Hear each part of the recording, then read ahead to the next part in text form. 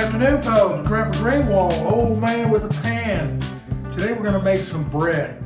We're going to do a mixture of bread. Let's start here. I've already put the yeast together.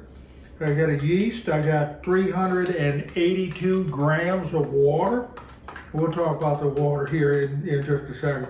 I measured out 1 package of active dry yeast, 1 tablespoon of sugar, and also 1 tablespoon of salt. I mixed it dry just to finish up with those ingredients. All I have to do now is flour. We're measuring this morning. Actually, we're going to weigh our flour. Put the flour. We're going to get the bowl zeroed out. The tare weight is down to 0, and our recipe calls for 600 grams of flour. I've kind of upped it a little bit. This King Authur bread flour. Again, that's 12.7. Comes in a blue bag. Standard bread flour, or high protein bread flour. So I need 300 grams. Weighing it out, I have 316 grams. We'll take some out. 299 grams, 300 grams, close enough. We're going to put another 300 grams. This again is the gluten forming. Protein content is 13.2%. This is 100% whole wheat flour. Boy, this is a yummy, yummy, yummy snack. All right, we need another 300 grams of the flour. So that's going to make it up to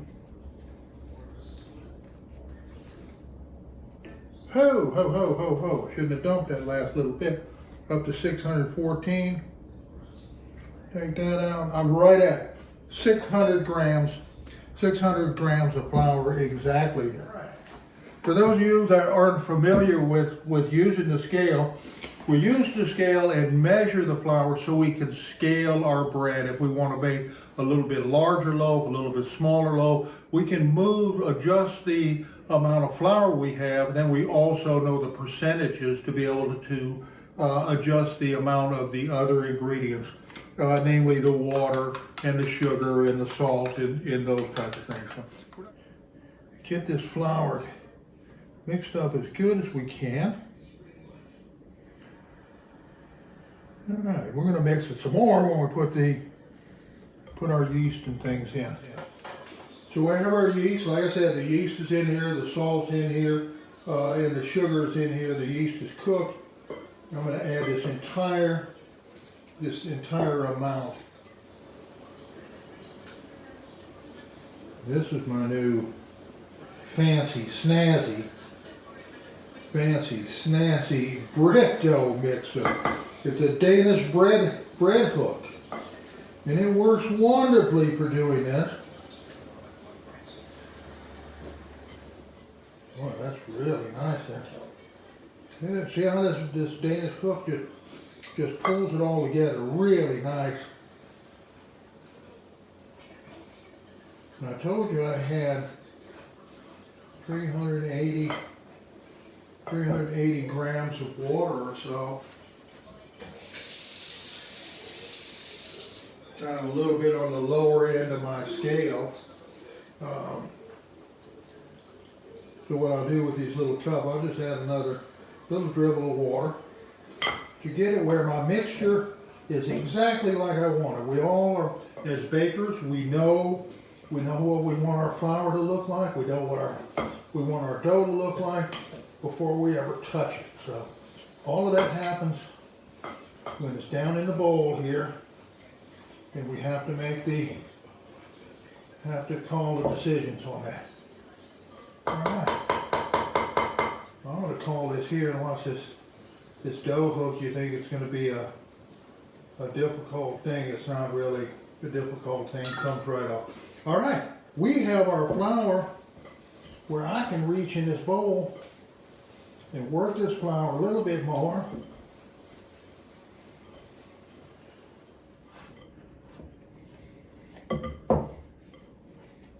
I'm going to add just a little bit more water.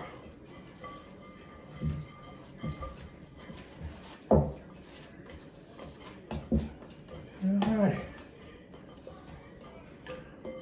All right, I need to turn it out on the counter. We have a nice workable dough here. It's not too sticky on the hands. So we'll turn this out on the counter and go ahead and get a little kneading done. All right, I pulled my little cloth off a little bit. Let's get this out of the bowl. All right, we just have a white and wheat flour dough. And we're going to start kneading this. And what we're going to do, we're just going to pull it out, and I'm going to turn it, pull it back, and we're going to knead it.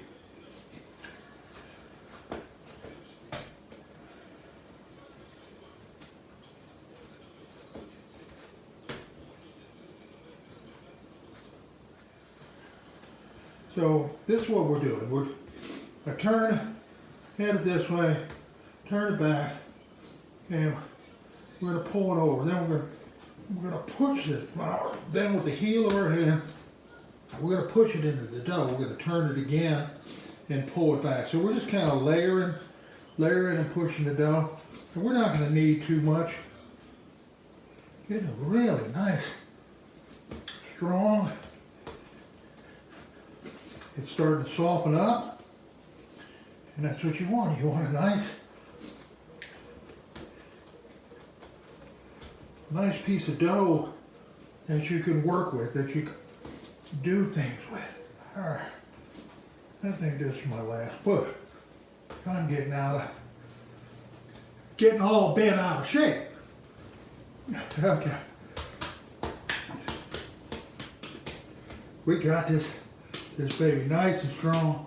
We're ready for our first rise. Put it back in the bowl. I see that not that bowl, we're using the same bowl, nice and clean down there. Put it in the bowl. There you go. All right, we got this seal up. I'm going to go ahead and set it in the garage, and we'll let it double in size. A lot of people take and they'll draw a little line here, say where was it at. I think you can kind of judge where that's at in the bowl, and when we bring it back in, we'll take another look at it. So we got this covered up. I'm going to go ahead and set it in the garage. We want it to double in size. About an hour, probably an hour and a half. I'm going to leave this set and start rising. All right. This is our first rise on our dough. Wow, look at this baby. It's a big old rise. I think we got more than half. Let me go ahead and punch this out of here.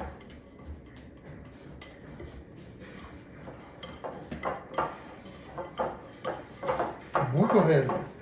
I'm going to go ahead and take this down and knead it some more. And go ahead and shape it. Go ahead and shape it and get it in the pans. I've been letting it rise twice, but I don't know why I'm doing that. So anyway, we got a nice, big, heavy dough. Look at that. Well, that's just spreading out.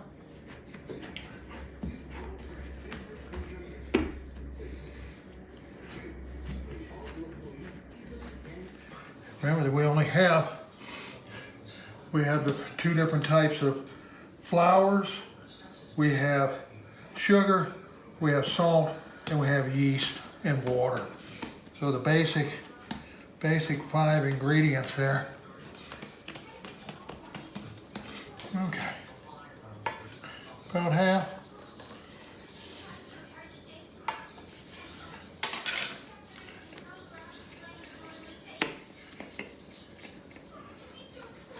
We need it some more.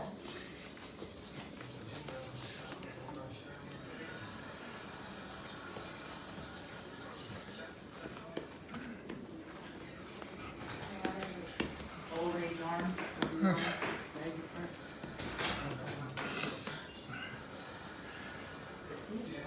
Now I always take a little bit, and we're going to dust it a little bit.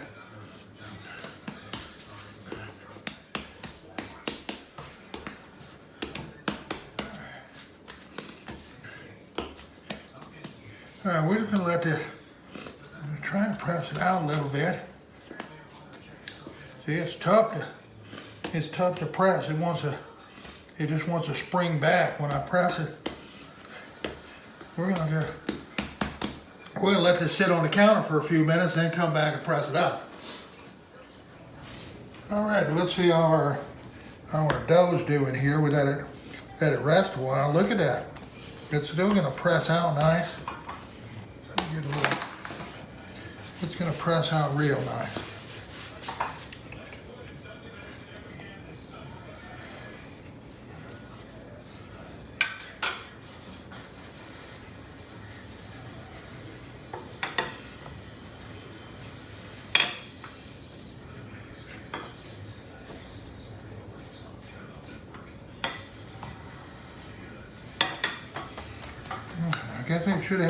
I need about 8 inches across that area there. All right, what I'm gonna do is grab it over here and we're gonna roll it up. We'll fold these ends under. Got about an 8-inch loaf. And we'll take that baby and drop it right down in the center of the pan and let this rise again. It'll be ready to go in the oven.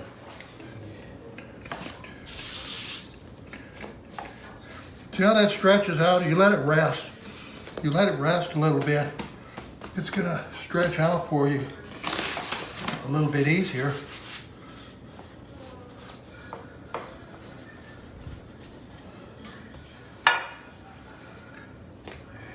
All righty, we got us a nice little 8-inch loaf. I was saying yesterday I did this and I was using 540 grams of flour. So we went up to 600, adjusted our other ingredients accordingly, and we're gonna see if this kind of gets closer to filling up our loaf. I think we're still a little bit light on that baby there. But anyway, we got 2 loaves sitting. We'll just let them sit on the side and dry. I'm going to move them over where there's no draft, and we'll let them rise. They're ready to bake. Alrighty, our breads have risen quite a bit. They're ready to go in, really ready to go in the oven. It's been rising probably about an hour and a half, maybe a little bit more. We got a nice full rise. I'm going to put it in the oven. Have the oven preheated for 375 degrees. We'll put it in and we'll take a shot when we get back out. Wow.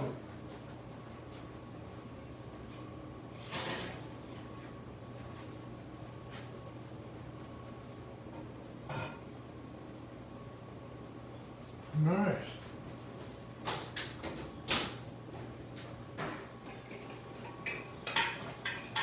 Oh, yeah.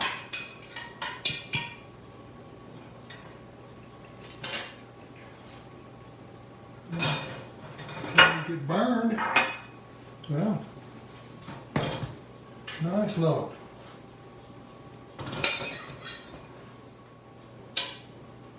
There we got salt butter. So there, get these glazed up really pretty.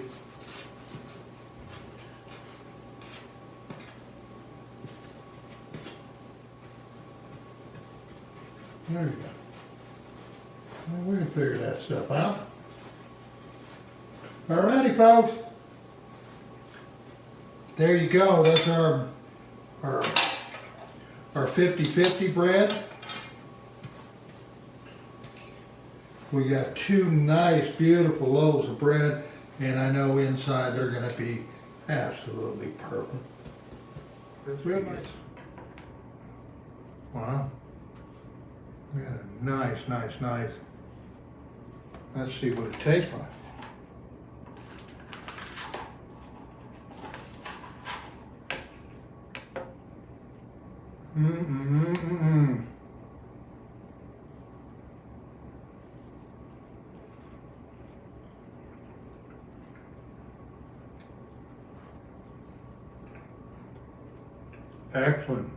Excellent piece of bread.